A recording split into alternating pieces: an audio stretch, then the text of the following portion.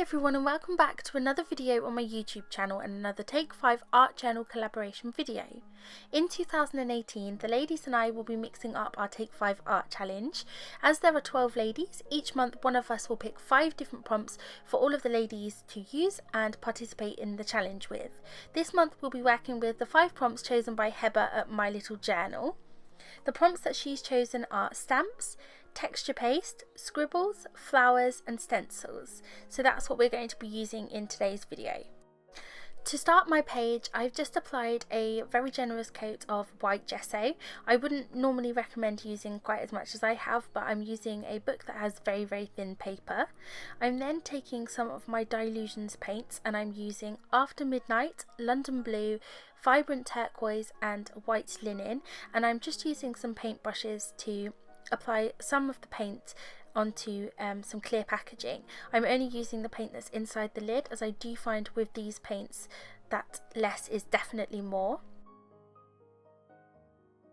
I'm then taking a small paintbrush and I'm mixing together some of the London Blue and After Midnight. I'm going to be creating an ombre background, so starting with my top section, which is also my darkest section first, I'm using one of my paintbrushes and I'm not being too careful about this. I don't mind if it does have brush strokes and like bristle marks in the paint, and I'm just going to apply that across the whole of the top of the page.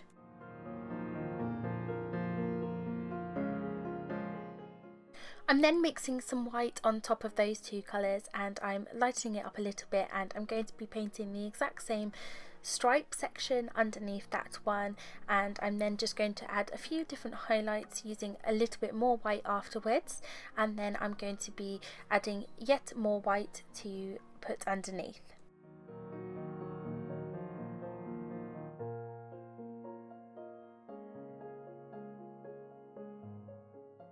I do add more white this time as I wanted there to be more of a difference between the two shades, and I am going to change colour as well, so I wanted it to be more noticeable that they are two separate sections. I'm still using the same brush as I've been using for the two previous layers, so I do get a multi-tonal effect, which is really pretty. As you can see, it creates waves almost between a block of colour. I'm now going to be taking some of the Vibrant Turquoise and I'm just going to be placing that across the bottom. As this is a different colour, it stands out very well, but also doesn't look too strange from the blues that I've previously been using.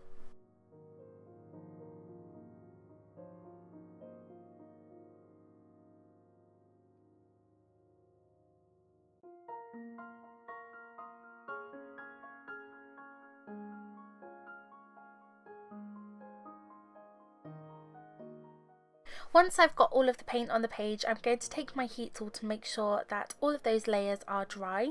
I'm not sure if it's the book that I'm using, so the paper's very thin quality, or my gesso, or I'm just doing it wrong, but I find the Dylusions paints tend to be very sticky, and if I let them dry naturally they tend to still stick together. So I'm just using my heat tool to make sure that they're not going to get smudged and stick together, and I can work more on top of the page. I'm then moving straight on to two of the prompts, which is use a stencil and to use texture paste. I'm taking this beautiful cloud stencil and some white Liquitex texture paste, and I'm just going to be picking out some of the beautiful clouds in the stencil, and then I'm going to be moving it across the page to create a sky effect. I am actually going to lightly dry the texture paste with my heat tool, but I do believe that that is off camera, so you may not see that, but I do only dry them a little bit, as I tend to find that texture paste pops if I heat it too much.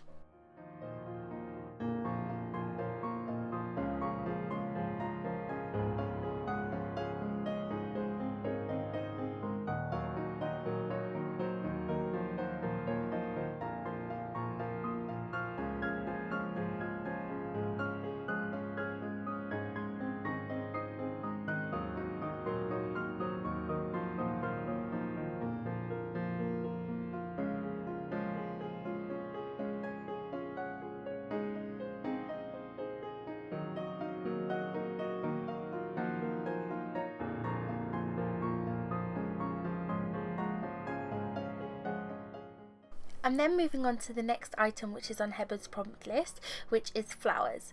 I'm using these beautiful die cuts from Maggie Holmes. I believe it's her open book collection, and so I'm just going through the container and pulling out any that I think I may want to use.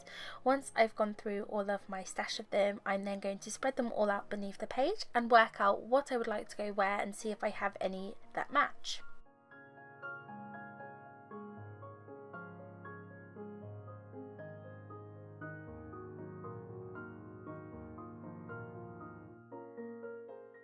So once I have all of those flowers in position where I would like them, I'm going to use my double-sided sticky tape to adhere those in place. For me and this page, the double-sided sticky tape worked just fine, but if you are using something that's glossier or heavily textured, then you may want to use liquid adhesive. I'm then going to be moving on to my next two prompts, which are scribbles and to use stamps.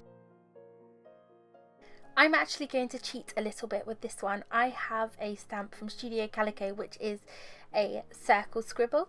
So that's the first stamp I'm going to be using on this page, and I'm just going to be using some of my black stays on ink with this, and I'm not going to be too careful. I'm literally just going to stamp it in a few different places. Sometimes they haven't stamped perfectly the first time. I'm just going to go back over them and give them a few coats. I don't want it to be too bold, so if there is a little bit that's patchy or scratchy, it doesn't matter so much for me on this page.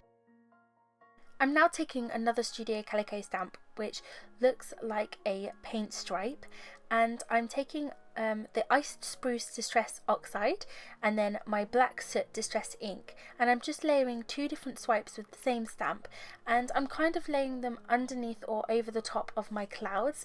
I like to think of these as the silver linings to my clouds in this page.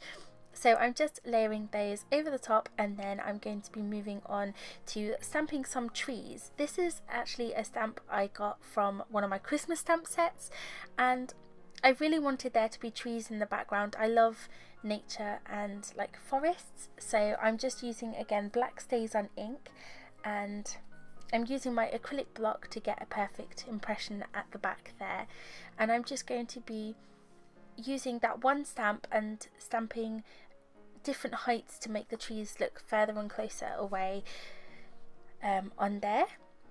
I did get a little bit on some of the flower die cuts. I probably should have done the stamping first, but it doesn't really matter too much. I don't think you really notice once the page is finished.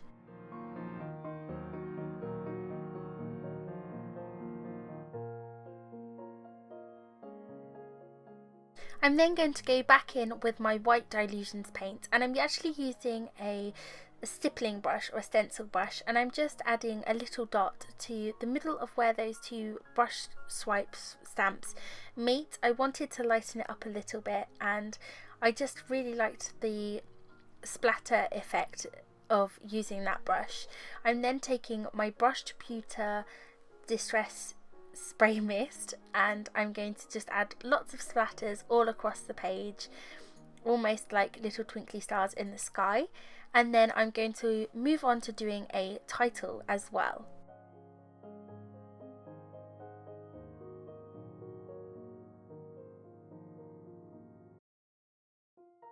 So for my title, I'm going to be using these mini black chipboard alphas. I've had these in my stash for maybe 2 years or more, and I have so many sheets that are half used, so I've decided that I'm going to use some of them up.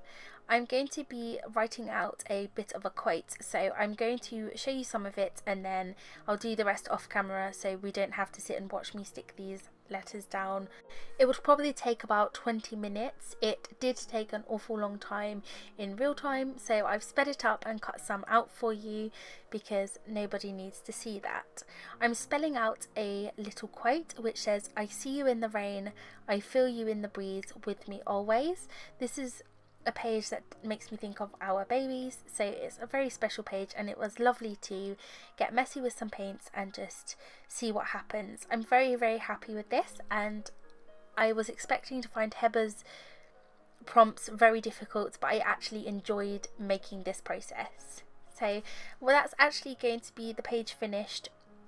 Thank you very much for watching. I hope you've enjoyed this process. I do apologise, it's been a few months since I've been able to participate, so I am a little bit rusty, but I do hope you enjoy it nonetheless.